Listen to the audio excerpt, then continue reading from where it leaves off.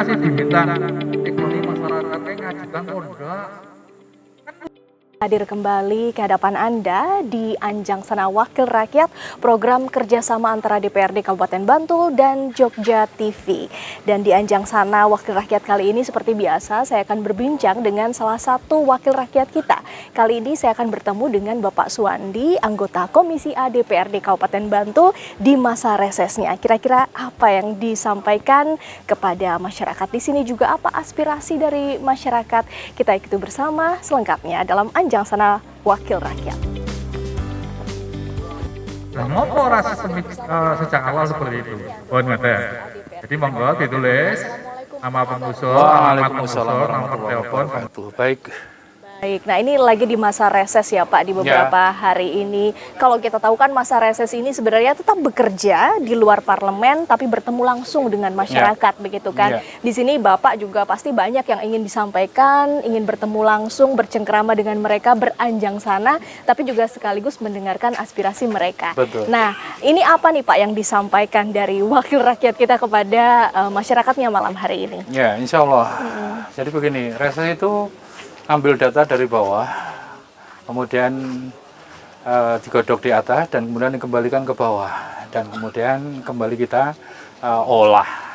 Inilah reses yang kemudian kita sama-sama dalam hal ini ketemu dengan warga masyarakat. Saya bisa ketemu dengan warga, warga bisa ketemu dengan saya. Mereka bisa ngadu dengan saya bisa memberikan solusi pada persoalan-persoalan permasyarakatan yang kemudian mereka kemudian tercukupi, kemudian terjembatani. Inilah konsep reses yang sebenarnya. Sehingga masing-masing bisa menerima dengan baik. Betul. Tentunya kita juga nanti mau mendengarkan langsung ya Pak ya, aspirasi mereka itu kira-kira apa, mendengarkan langsung dari masyarakat. Tapi dari Pak Suwandi sendiri nih, kalau Bapak sejauh ini paling tidak sampai hari ini melihat apa saja sih Pak yang benar-benar menjadi program yang paling dibutuhkan bagi masyarakat saat ini? Ya, sebenarnya kebutuhan masyarakat itu kompleks.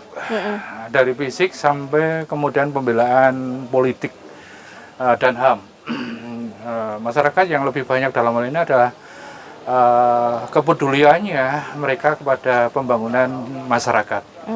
Yang itu adalah lebih banyak berupa fisik ya. Ada jalan, ada drainase, dan kemudian ada renovasi, rehab masjid dan sebagainya. Ini yang insya Allah sudah kita lalui, sudah kita lewati, dan insya Allah alhamdulillah dengan duka suka bersama masing-masing masyarakat, bareng-bareng kita berbakti untuk masyarakat. Ya, ini kan kita sedang berada di Bogoran RT 1 Trirenggo Bantul, betul ya Pak ya. Kalau Bapak mencermati wilayah inilah paling tidak begitu perkembangannya dari tahun lalu sampai tahun sekarang, kira-kira progresnya apa sih Pak, dan apa yang perlu dalam lagi gitu perkembangannya? Ya, bismillah.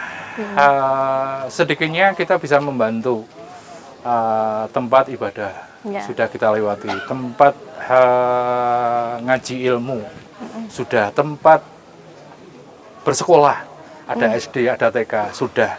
Kemudian hampir di lingkungan sini tidak ada jalan geronjolan, Mbak. Saya sekian waktu mewakili mereka, dan kita bisa kiranya usaha untuk kemudian memenuhi tuntutannya. Jadi entah itu 50 juta, entah itu 100 dan sebagainya, mereka kita upayakan untuk kemudian berswadaya membangun begitu dengan bantuan dari APBD yang ada. Inilah yang kemudian diharapkan oleh masyarakat. Cor blok jalan, drainase, kemudian konblok, paving dalam hal ini.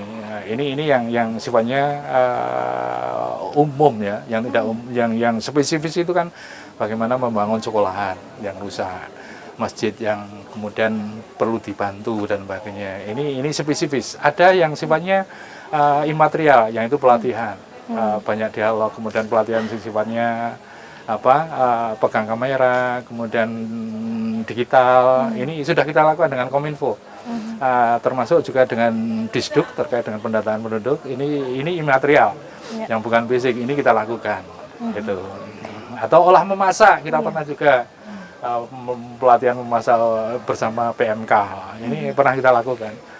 Itu ya, semua yang memungkinkan OPD, yang memungkinkan kita ajak kerjasama dengan programnya kita lakukan. dengan BPD misalkan. Ya kita berlatih bagaimana memadamkan api. Nah, ini penting. Kita sudah lakukan. Nah, itu ya. Kemudian upaya pencegahan kebencanaan sudah berkali-kali. Nah, itu bismillah yang sudah kita lakukan.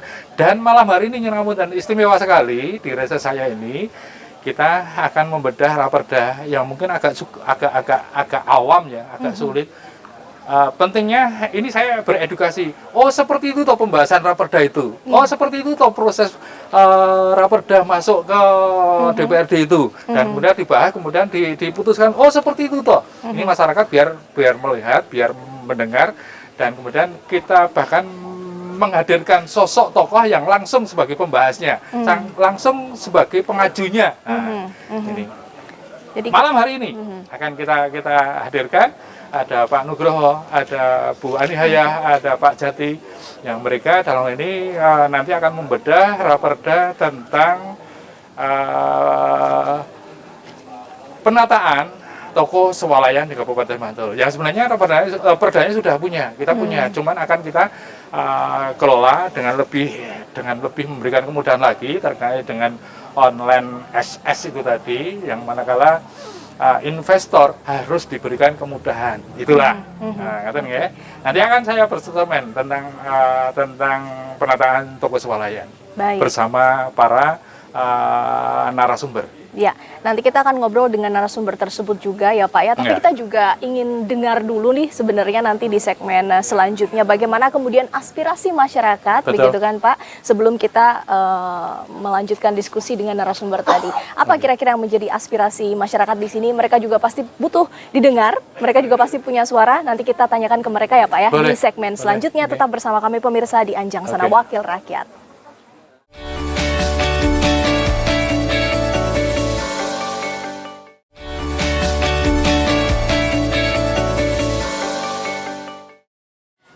Anjang Sana Wakil Rakyat, kalau di masa reses ini belum lengkap rasanya karena tadi sudah mendengarkan langsung dari Pak Wandi bercerita terkait bagaimana program-program yang sudah berjalan sejauh ini, dan belum lengkap rasanya kalau kita juga belum mendengarkan aspirasi langsung dari masyarakat. Nah, maka dari itu kita sudah hadirkan Pak Minto nih. Apa kabar Pak Minto? Salam kenal. Sehat. Ya, nah Pak Minto sebagai warga Bantul ya pastinya cukup mengenal lah di sini begitu kan potensi-potensi yang ada, terutama UMKM kaitannya mungkin salah satunya. Kalau dari Pak Minto sendiri melihatnya sejauh ini seperti apa sih? Ya potensi UMKM di Bantul itu sebenarnya sangat luar biasa sih. Cuma kendala yang utama itu semua UMKM di Bantul adalah hal pemasaran. Ya. Jadi selama ini kan masih sasarannya masih ekonomi lokal. Jadi untuk mendunia itu masih perlu proses ya pendampingan pemerintah dan juga dari pihak UMKM sendiri dalam untuk upayanya untuk bisa go internasional itu. Iya, jadi potensinya ada kalau Pak Minto melihatnya, bahkan jenis makanannya banyak bervariasi. Iya. Sebenarnya bisa bersaing di skala nasional maupun internasional, tapi dalam sisi pemasaran masih cukup tradisional. Iya, gitu, iya, masih lokal gitu.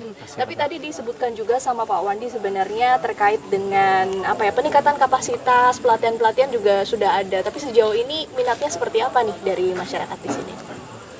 Ya, kalau pelatihan-pelatihan sifatnya rutin itu biasanya sih masyarakat emang meminati, tapi kadang-kadang kan untuk lebih jauh melangkah di dunia bisnis itu kan perlu proses juga, Mbak. Gitu. Jadi artinya pelatihannya masih harus ditajamkan lagi? Iya, ditajamkan, iya. Gimana nih Pak Suwandi, pelatihannya minta ditajamkan sehingga pemasarannya bisa lebih tajam lagi gitu? Selain juga pelatihan permodalan. Ini yang paling vital. Biasanya UMKM itu ambruknya ketika dalam kondisi baru yang kemudian teruji dan kemudian mepetnya permodalan. Nah, kemudian ambruknya ada di situ ketika tidak punya double modal. Oke. Padahal potensinya banyak ya Pak ya di lumayan. sini. biasanya makanan-makanan apa saja Pak yang mungkin bisa bersaing gitu di sini yang bisa diciptakan oleh Kalau yang lokal itu gorengan serta produk-produk lokal sebenarnya tradisional itu memungkinkan. ya. Produk tradisional itu yang sebenarnya kalau digali kembali itu akan menjadikan tidak saja nostalgia, tapi ternyata usia sepanjang saya mencari gatot, tiwul, kemudian ongol-ongol, klepon, lopis. Ya. Ini kan memungkinkan untuk kemudian dikembangkan serta menarik pembeli konsumen yang itu orang-orang seusianya yang kala dulu kangen. Oke, kalau selain makanan mungkin Pak Minto potensi lain yang Pak Minto lihat sejauh ini apa? Kalau di Bantul itu sebenarnya kerajinan. Handicraft. Kerajinan itu ikon-ikon di Bantul itu kan cukup banyak Mbak. Jadi kayak Kasongan, kayak di daerah Pajangan itu ada krebet, itu kan potensi-potensi di Bantul yang mungkin mereka malah sudah duluan go internasional gitu loh. Cuma untuk yang lokal ini kan kadang-kadang masih istilahnya itu pemasarannya juga masih nebeng-nebeng yang di kota Jogja gitu loh, belum menyasar ke Bantul sendiri gitu.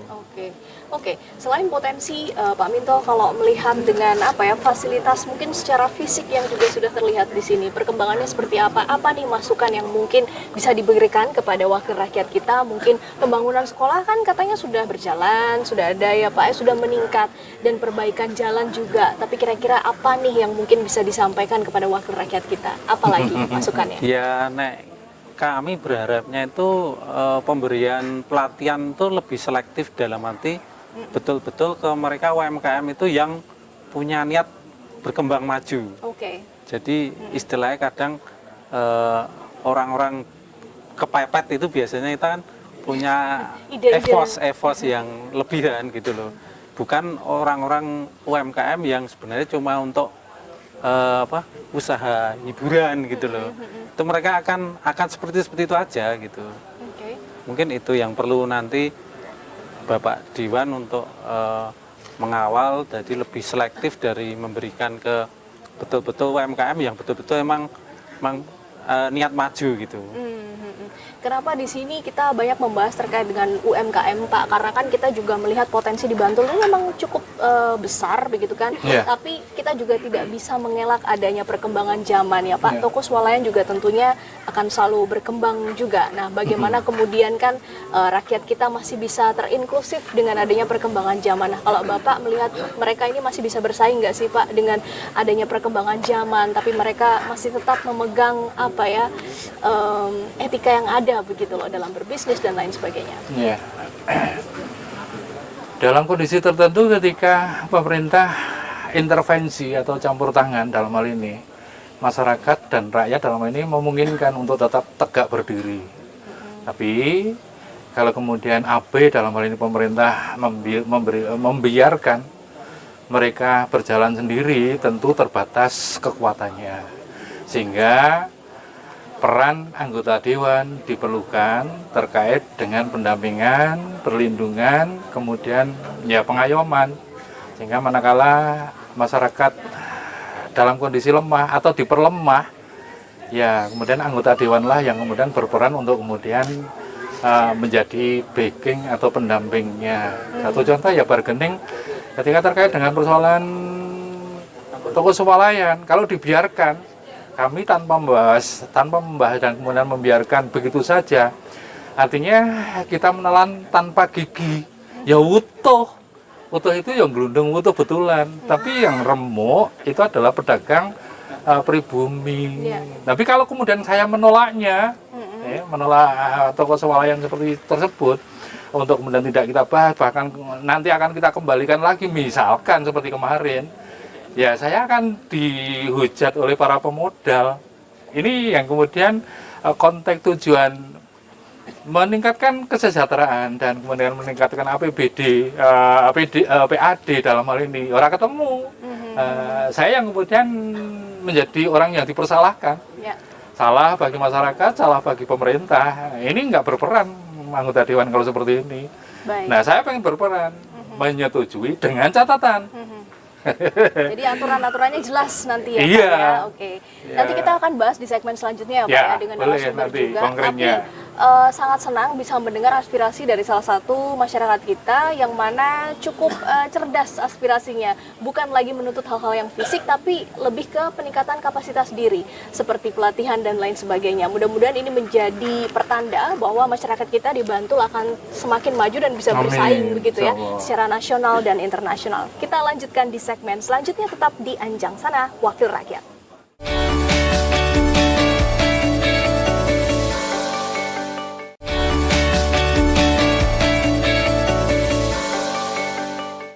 Ya pemirsa Anjang Sana Wakil Rakyat, kita masih beranjang sana tentunya dengan masyarakat bersama dengan Pak Suwandi, anggota Komisi DPRD Kabupaten Bantul. Tapi kebetulan kita sekarang karena mau berbicara terkait topik khusus nih ya Pak ya, sudah ada narasumber yang lain. Saya kenalkan dulu nih untuk pemirsa, di tengah-tengah dulu nih mungkin Pak Prapto Nugroho, Kepala Dinas Koperasi UKM, Perindustrian dan Perdagangan. Apa kabar Pak? Baik ya?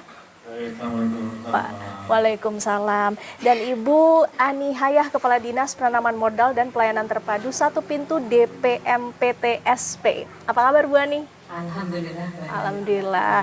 Baik, juga Pak Jati Bayu Broto, Kasat Pol PP. Apa kabar Pak Jati? Alhamdulillah. Assalamualaikum Mbak Dewi dan Waalaikumsalam. pemirsa. Baik, ini kita mau berbicara mengenai Raperda Bantul ya Pak ya, penyelenggaraan toko swalayan gitu. Apa Pak pentingnya kemudian ini tuh harus dibahas dan kemudian Raperda ini saat ini statusnya apa sih? Singkat saja boleh disampaikan kepada pemirsa. Ya, di awal sekali Raperda ini sebenarnya sudah 3 kali naik. Tahun 22 Perda ini sudah ada 23, kemudian Perda ini tidak memperoleh persetujuan politik.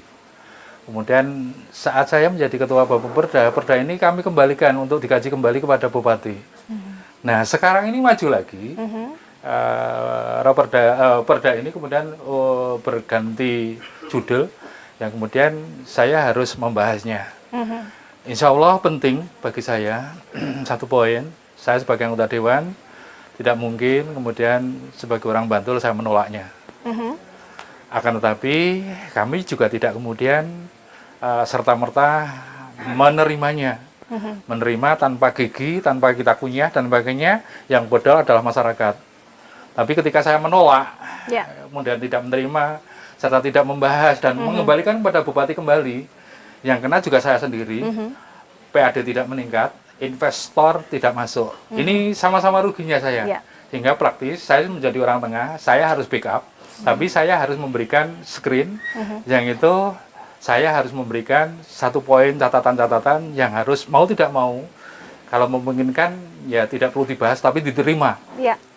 Jadi harus ada win-win solution itu tadi ya. Tapi sebelum saya mendengar apa kira-kira yang menjadi syarat yang paling penting, saya pengen tahu dulu nih isi dari Raperda ini apa sih, profilnya apa? Mungkin dari Pak Nugroho yang bisa menjelaskan ya. Silakan Pak Nugroho. Ya, terima kasih. Berkaitan dengan isi Raperda, toko swalayan dan pusat perbelanjaan. Ini memang Raperda yang sudah melalui tahap pembahasan sampai 3 kali nih Pak. Iya. Sejak dulu memang masih kita fokus pembahasan sampai akhirnya di 2026 masih berapa perda.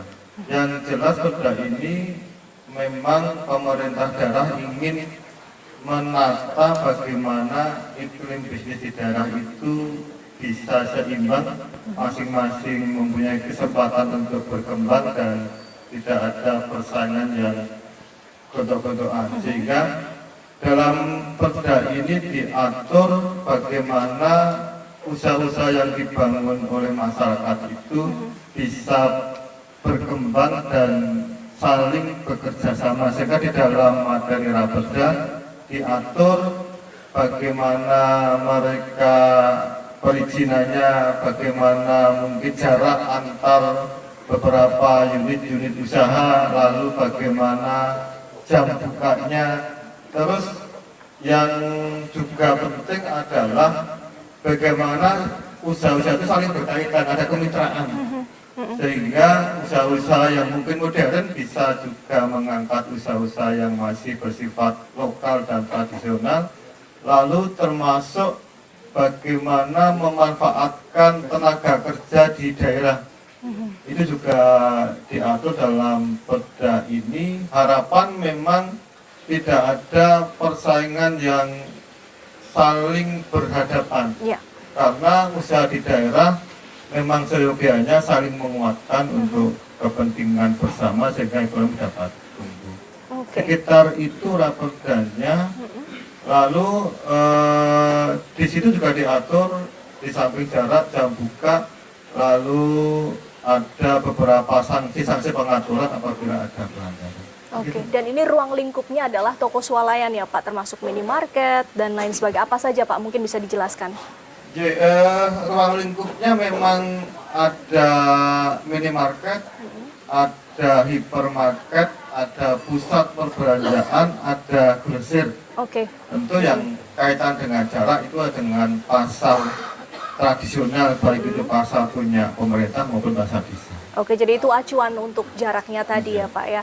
Baik, dari yang disampaikan Pak Nugroho nih ya, Pak Suwandi, tentunya kita apalagi sudah membahas sebelumnya di segmen sebelumnya, potensi masyarakat Bantul ini kan sebenarnya cukup banyak begitu, dan mereka juga harus diberikan wadah juga. Bagaimana kemudian Bapak untuk bisa menjembatani antara Raperda ini yang juga kita harus memberikan ruang juga, tapi juga tetap bisa melindungi masyarakat. Apa yang menjadi poin-poin penting dari Bapak? Ada beberapa poin yang sudah disampaikan oleh Pak Nugroho terkait kemitraan, terkait dengan CSR. Ini tadi belum tersinggung.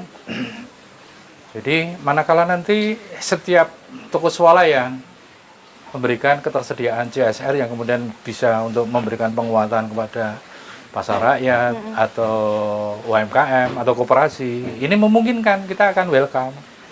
Kemudian 30% rak yang ada di toko swalayan itu adalah produk UMKM, produk koperasi. Bukan kemudian dari Jakarta didagangkan ada di Bantul begitu saja. Enggak. Tapi milik koperasi, milik UMKM juga dibolehkan untuk masuk. Dan kemudian yang ngapunten, meskinya di 3 toko, di 3 kecamatan, 3 kapanewon, yang itu adalah Banguntapan, Kasihan, dan kemudian Sewon, ini penyangga.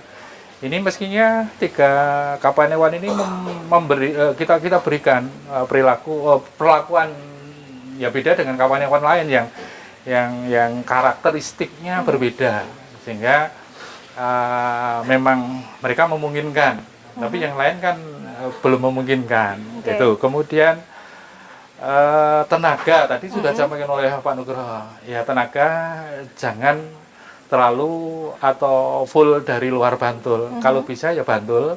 Kalau itu adalah misalkan toko swalayan ada di Megiri, ya setidaknya Jetis, setidaknya Pleret atau Megiri itu sendiri. Begitu diprioritaskan. Jangan ngambil orang-orang tenaga di luar Bantul atau di luar Imogiri. Kalau untuk jarak dengan pasar tradisional idealnya kalau menurut Bapak berapa? Kemarin atau sekarang perda yang sekarang ini kan 3.000 toh. 3.000. Lah kemudian perda yang diusung atau yang diajukan oleh Pak Nugroho ini 1,09. Ini terlalu dekat sebenarnya. Makanya saya juga ketat untuk kemudian membatasi atau bargaining saya terkait dengan persyaratan yang harus diterima oleh teman-teman pembahas, teman-teman OPD. Kalau enggak, ya saya di paripurna akan angkat tangan untuk memimpin menolaknya. Kalau poin-poin ada 6 dalam catatan saya, ada 6 dalam catatan saya yang meskinya bisa diperhatikan juga. Wong saya sudah menerimanya. Jadi Jakarta, Bu Ani Hayat dalam hal ini memberikan izin. Kalau enggak, kita yang kena juga sanksi. Artinya investor harus dipermudah atau dibuat mudah masuknya, gitu, izinnya, gitu. Nah, tapi kami orang Bantul, mosok kan arep ndrongop kemudian manut, enggak kan?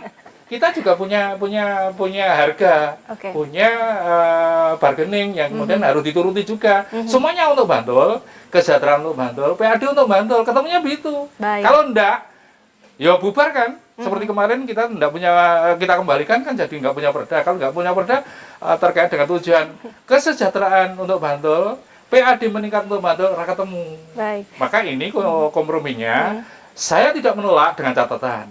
Kemudian tapi saya menerima dengan tentu saja sekian poin, 6 poin atau 5 poin tadi tolong untuk diterima. Baik. Gitu. Nah, tadi sempat disinggung masalah perizinan. Perizinan juga Bu Ani mungkin bisa dijelaskan bagaimana sih kemudian proses perizinan bagi toko-toko swalayan ini, mungkin masyarakat juga perlu mengetahui hal tersebut.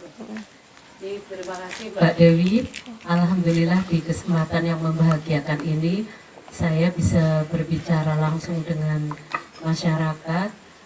Kami sampaikan bahwa perizinan berusaha yang sekarang berlaku itu dapat diperoleh melalui aplikasi online single submission atau OSS ya. Jadi perizinan berusaha yang sekarang dikategorisasikan atau digolong-golongkan menjadi perizinan berusaha berbasis risiko rendah, risiko menengah rendah, risiko tinggi.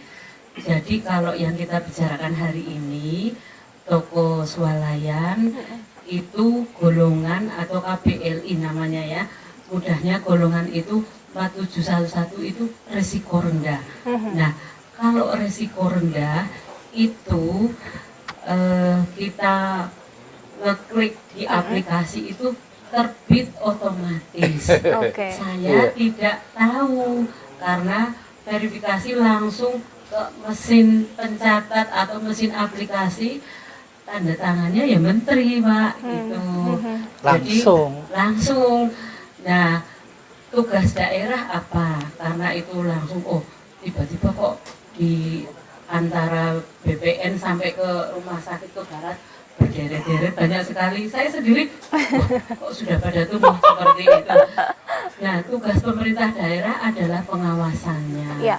Karena tagline atau simbol bunyinya sekarang itu trust but verified. Nah, ini memang olo-olo ala-ala Belanda Pak, ala-ala luar negeri ya.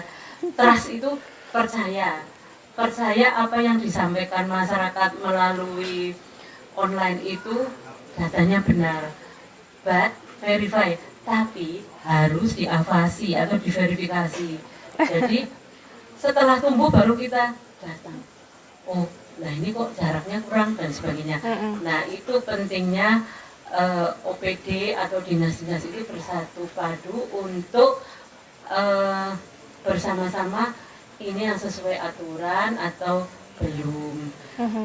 Itu di dalam tim pengawasan ada kami selaku koordinator, ada teman-teman teknis, nanti mencocokkan, loh ini proporsi tenaga kerjanya kok tidak seperti aturannya gitu.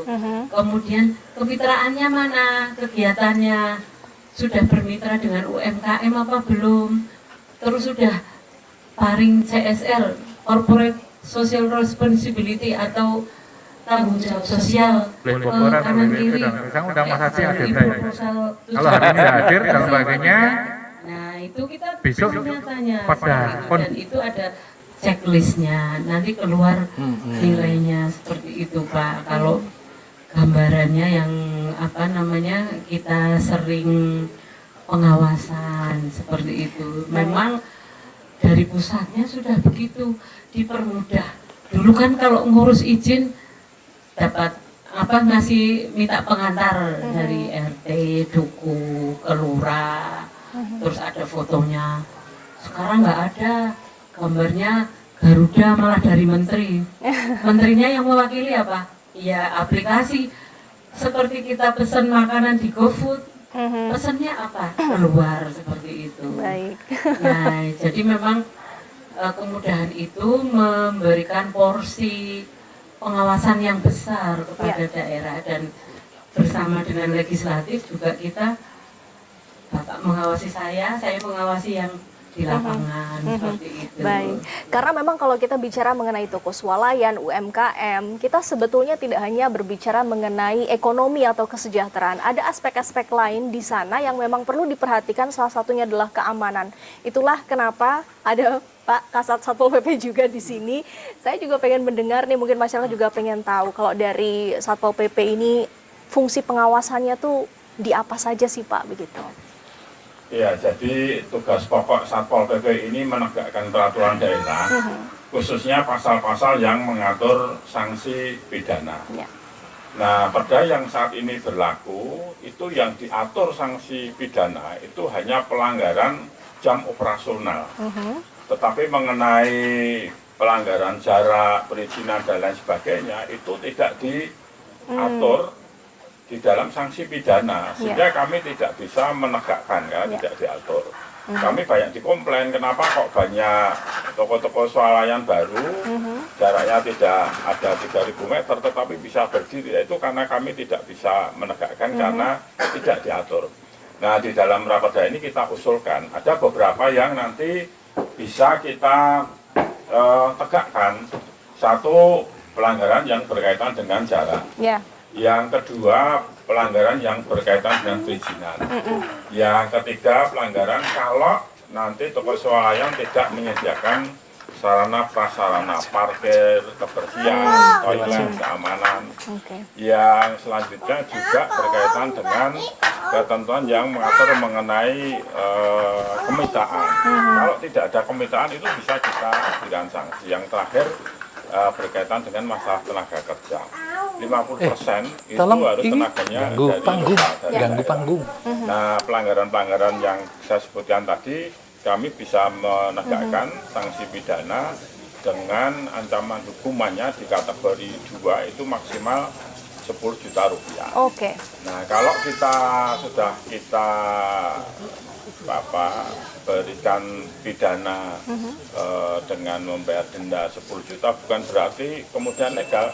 Sudah kita denda kok tidak menutup kalau melanggar, itu ya bisa kita ajukan lagi. Selamanya tetap bisa kita ajukan sampai tutup. Kalau jam operasional tadi Pak, maksimal sampai jam berapa tutupnya sebetulnya? Kalau yang raperda ini nanti buka jam 9 pagi sampai jam 10 malam. Itu hari Senin sampai Jumat. Untuk hari Sabtu dan Minggu bukanya bisa sampai jam 11 malam. Baik. Terakhir dari Pak Suwandi, apa yang ingin disampaikan? Kira-kira untuk yang ketiga kalinya ini, apakah optimis akan bisa win-win solution itu tadi? Dari paparan yang disampaikan oleh Pak Nugroho dan juga Ibu Aniaya serta Pak Jati, kalau boleh saya sekali lagi untuk kemudian memberikan stressingnya, bukan harga mati ya, 6 poin yang kami ajukan tadi. Ada CSR, ada tenaga, ada kemitraan, dan kemudian ada jarak yang mungkin juga win-win, tidak terlalu kemudian dipermudah begitu, apalagi di daerah tertentu. Ini bagian yang kami ajukan dari awal, hingga kalau itu dijadikan juga bisa sedikitnya dipahami bareng-bareng. Kami melindungi masyarakat, kami berpihak pada masyarakat, tapi kami juga harus backup pada pemerintah Kabupaten Bantul yang sedang berusaha menaikkan PAD-nya. Kejajarannya juga untuk Bantul juga. Jadi kami mohon untuk kemudian bisa dipahami yang seperti ini tadi. 30% rak itu kalau memungkinkan ya dari koperasi, dari UMKM, bukan semuanya datang dari truk yang kemudian disuntak. Di situ kami yang ada di Bantul nggak diomani. Jadi yang disampaikan Bu Aniaya tadi, kemudian investor itu yes, kami terima kasih. Tapi kemudian kalau kami kemudian menelannya tanpa gigi, Mbak, tanpa dikunyah begitu, itu ya nyemplung betulan, ya dedel betulan Bantul kalau nggak ada screen. Yang terjadi adalah kelekaran semua kami kawan-kawan rakyat. Mudah-mudahan bisa menemukan jalan tengah begitu ya Pak ya, yang terbaik untuk masyarakat, juga untuk perekonomian mereka dan keamanan kita semua. Terima kasih Pak Suwandi, Bu Ani, Pak Nugroho dan juga Pak Jati atas waktunya sudah berbincang di Anjang Sana Wakil Rakyat episode kali ini, program kerjasama antara DPRD Kabupaten Bantul dan Jogja TV. Saya Dewi Budianti undur diri, salam Indonesia.